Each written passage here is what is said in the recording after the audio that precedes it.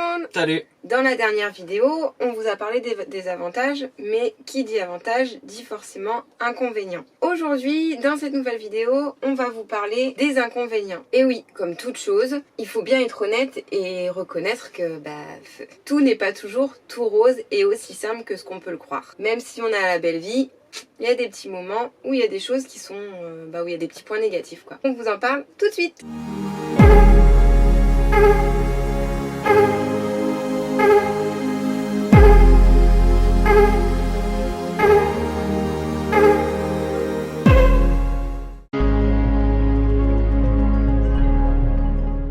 Le premier inconvénient, c'est de faire les lits. Alors évidemment, dans une maison, quand on fait les lits, c'est facile, on peut tourner autour du lit, pas de problème. Et encore... J'avais déjà du mal à faire les lits dans une maison, mais alors là, c'est mission impossible. Moi je le fais plus, j'abandonne. Mais là, ouais, on peut pas tourner autour des lits. Donc le nôtre, il est plaqué contre les murs. Donc forcément, quand il faut les faire, il faut monter sur le lit pour pouvoir le faire correctement. Et dans la capucine, n'en parlons pas. Entre monter sur les petits rebords, essayer tant bien que mal de soulever le matelas pour pouvoir enfiler ne serait-ce que le drap. Et après... Et taper la tête au plafond. Ouais, taper la tête au plafond, essayer de pas enlever le minimum de petites décos qu'on a mis pour les loulous pour leur livre. Mais ça, normalement, si vous avez vu la vidéo sur le camping-car, sur la visite de notre camping-car, qu'on va mettre juste là, vous verrez comment on a décoré. Donc tout ça pour dire que c'est pas super facile de faire les lits en camping-car et encore moins quand on a les housses de couette à mettre à l'intérieur du camping-car parce que dehors il fait pas assez bon ou qu'il pleut. Du coup on réfléchit à un concept, un nouveau truc là qu'on a vu qui se fait pas mal, c'est que peut-être qu'on va arrêter de faire les lits. On va essayer. Vider les toilettes. Ça, vous avez dû voir la vidéo qu'on a sortie la semaine dernière. Si c'est pas le cas, on la met là. Ouais. Ou là. Vider les toilettes, que ce soit un seau, toilette sèche ou des toilettes chimiques ou je ne sais quoi, c'est toujours une galère. Surtout quand on connaît pas, surtout quand on sait pas le faire. Ça pue, c'est horrible.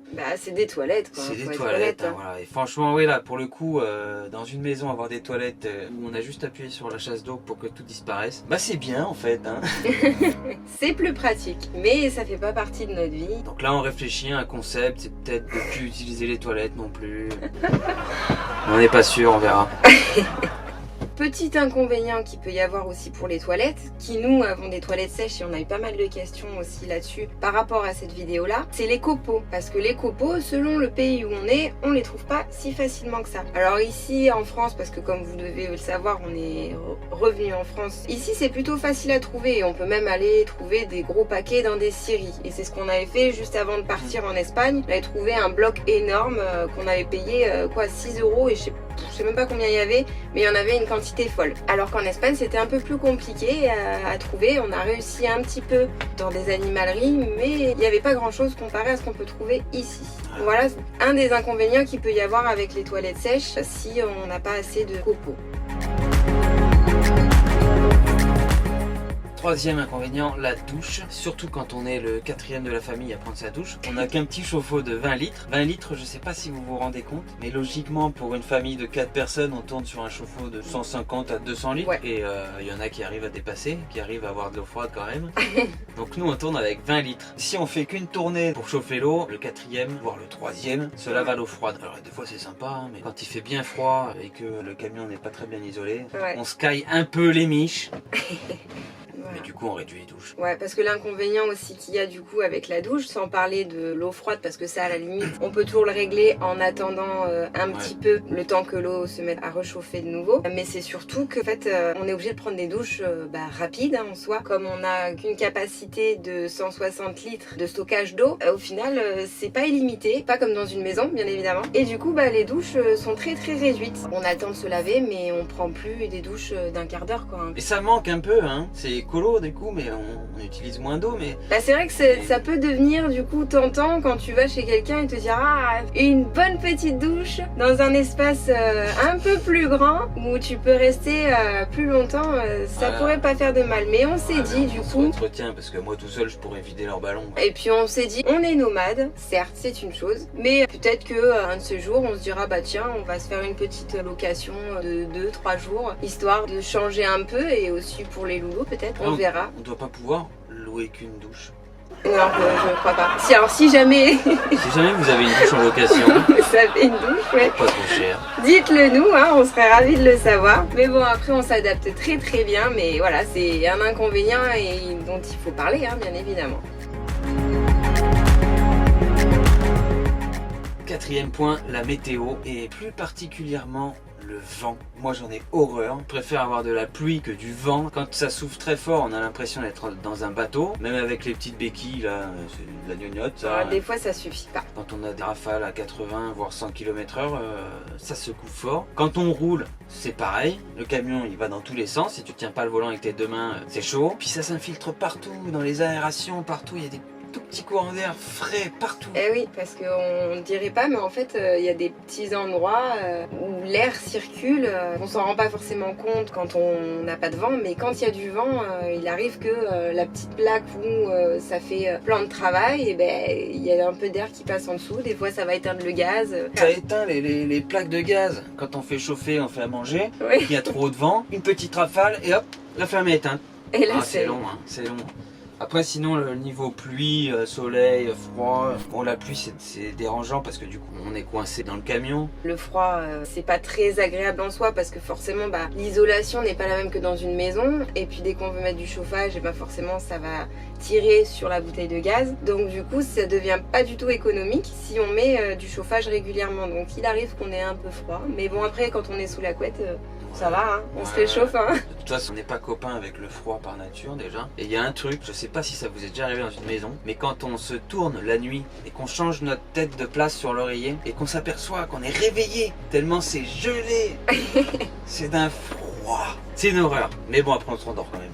Les grosses chaleurs, la canicule, on n'a pas encore eu l'occasion de tester. Non, après on a quand même eu des grosses chaleurs avant qu'on parte, donc on vivait pas encore dans le camping-car, mais on a retapé le camping-car avec des chaleurs assez intenses. Donc on imagine bien que dedans, quand il fait très très chaud, ça doit être assez compliqué puisqu'on transpirait des gouttes quand on aménageait le camion déjà. Donc mais après à voir, on n'a pas encore vécu Je sais même pas si vraiment. on pourra vous le dire cet été parce qu'en fait on sera en Normandie et puis dans le nord de la France alors. À moins qu'il y ait des grosses vagues de chaleur là-haut.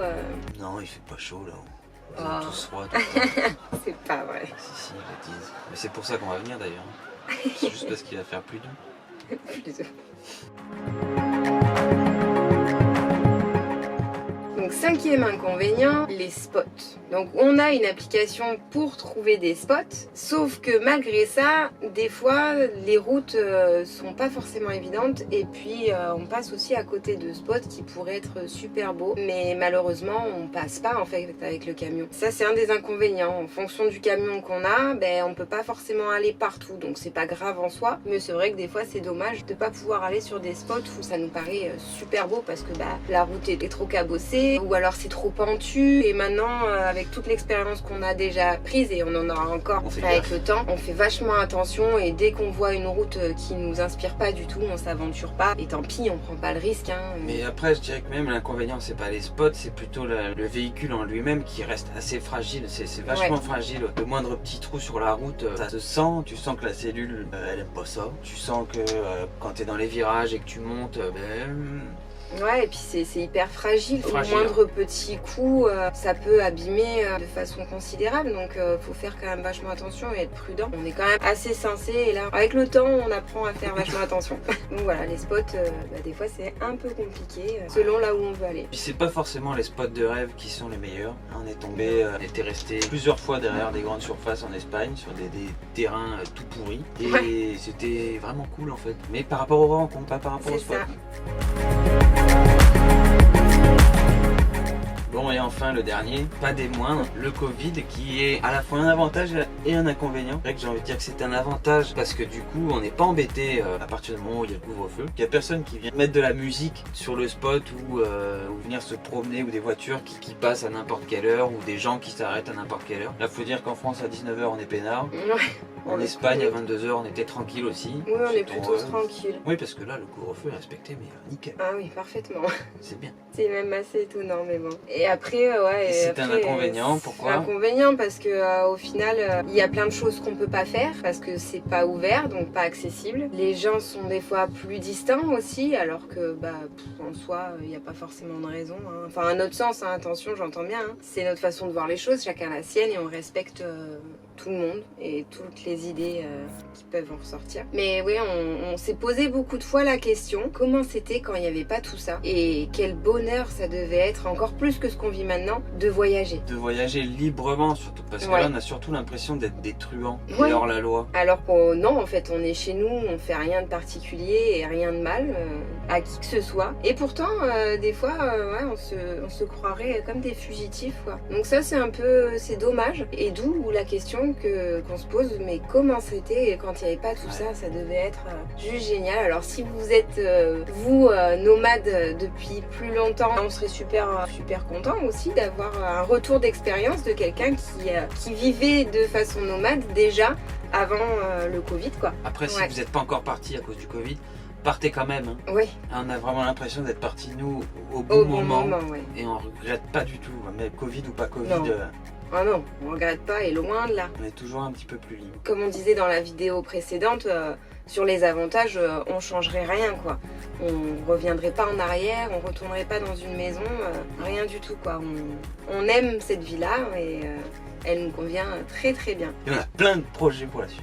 Ouais, mais voilà, elle contient des avantages et des inconvénients donc on vous a exposé et qui sont les nôtres. Hein. Après, les inconvénients qu'il y a, franchement, c'est rien comparé à tous les avantages et tout le bonheur que ça peut procurer de vivre comme ça. Oui, c'est rien. Après, on s'habitue à l'entendre crier tous les matins quand elle fait les livres. Une fois que c'est fini, c'est fini. Ça recommence tous les matins. J'espère que la vidéo vous aura plu.